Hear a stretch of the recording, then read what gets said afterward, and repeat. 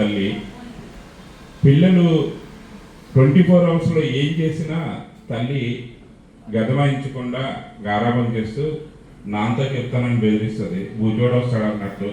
ఎప్పుడో రాత్రికి వచ్చిన నాన్నకి వీళ్ళ మీద కంప్లైంట్ చెప్తే కుటుంబ బాధ్యతను మోసుకుంటూ బయట పనులు చూసుకుంటూ ఇంటికి వచ్చిన నాన్న పిల్లల్ని కామెడీ కంట్రోల్లో పెడతలేదు, నేనన్నా పెట్టాలి అని చెప్పి అరే ఒరే అని అరిచేసరికి నాన్నెప్పుడు శత్రువు అయిపోతాడు పిల్లలకి. ముఖ్యంగా మగపిల్లలకి తండ్రి ప్రతి ఇంట్లోనూ శత్రువుగానే ఉంటాడు.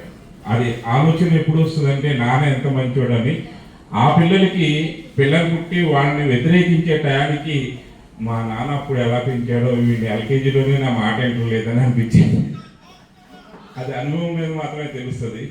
అలాగే ఎంతో దూరాన్ని నుంచి వచ్చి ఈరోజు ఈ కార్యక్రమాన్ని విచ్చేసి అనుకోకుండా కాసేపు మాతో కలిపి మా జయబాద్ చారిటబుల్ ట్రస్ట్ యొక్క సేవా కార్యక్రమాన్ని ఆశీర్వదించడానికి వచ్చిన మీ అందరికీ నా హృదయపూర్వక ధన్యవాదాలు. నెక్స్ట్ మన కార్యక్రమంలోకి వెళ్దాం. ఫాదర్స్ డే సెలబ్రేషన్ అనగానే